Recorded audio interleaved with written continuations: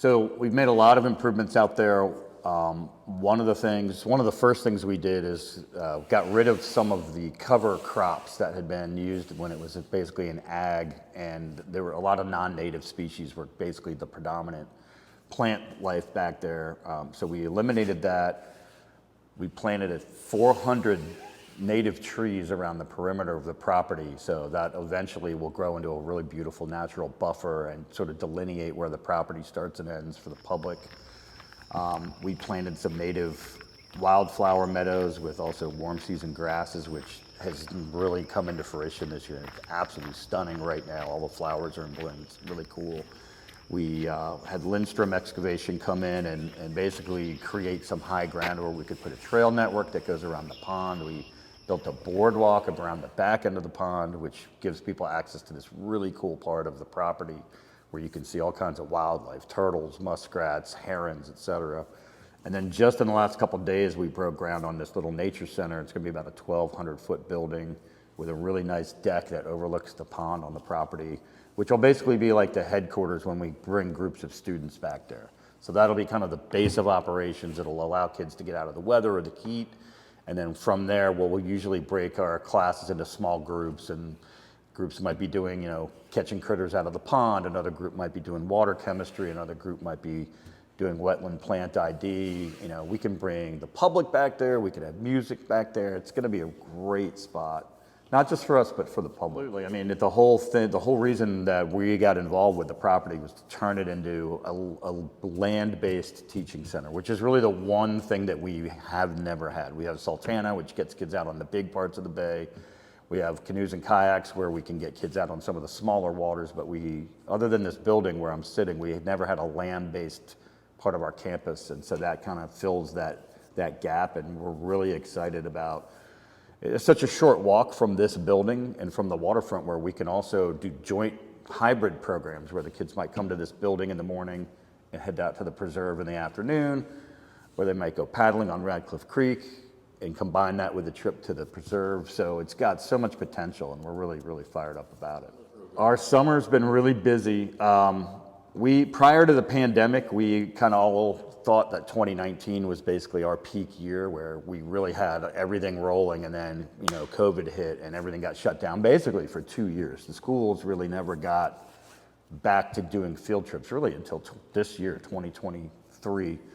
So this is really our first summer where we're back at full strength. We've got overnight trips on Sultana. We've got day programs on our canoes and kayaks. We have overnight trips on our kayak rig. We have a day camp that's based right out of the Holt Center here for younger kids. All told, all of our program formats, we're servicing over 300 individual kids this summer, and every single session that we listed in the winter is full to capacity, and a lot of our camps have wait lists of up to 10 plus kids. So we've been really thrilled with, I think families in general are just hungry to get their kids outside, even still because of the pandemic, where I think everyone was cooped up for so long. People kind of rediscovered the magic of being outside and the health benefits of being outside, both physically and mentally. And I think we're definitely back to pre-pandemic levels, I think for the first time since 2020. So that's been really, really exciting to see. We generally meet as a staff right after downrigging, right at like end of October, early November, and we try to post all of our summer offerings by early December. We're probably one of the earliest organizations in terms of the planning that way to get everything out there. And I would just say, if you're interested in what we do in the summer, definitely give us a ring, look at our website, but be ready when those go online in the winter, because the families that have been doing these programs really want to come back, and so there's always a huge rush to sign up at the beginning. And then, when we have spaces, we'll do a little advertising over the winter, but largely our programs are full now because of word of mouth, because of kids that had a great time. They want to come back, they tell their friends, and it just kind of has a life of its own. Yeah, so if you see a Sultana staff member leading a group of kids through town, and we're looking at things like the Custom House or Wide Hall or Sumner Hall, that's usually part of a full day Sultana trip. What happens is schools will bring 2 classes of kids, and Sultana can only sail with one of the 2 classes. So for half the day, we have a class that's doing land-based programs. So we'll meet them down at the waterfront and walk them to the Holt Center, and on our way up here, we're in this awesome historic community where there's, so many neat things to show the children and teach them about sort of our 17th and 18th century past.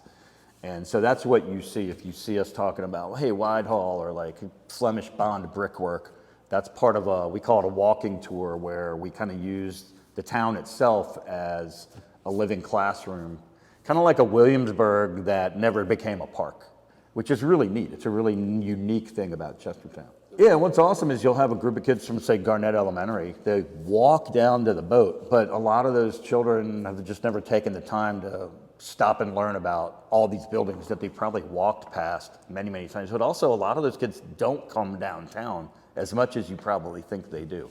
A lot of them, they're learning about these things for the very first time. A lot of them have never been on a boat before. And I think that's an eye-opener for a lot of people that move here. Like, you assume all these kids are out on the water all the time and that they're immersed in their local history. They really aren't.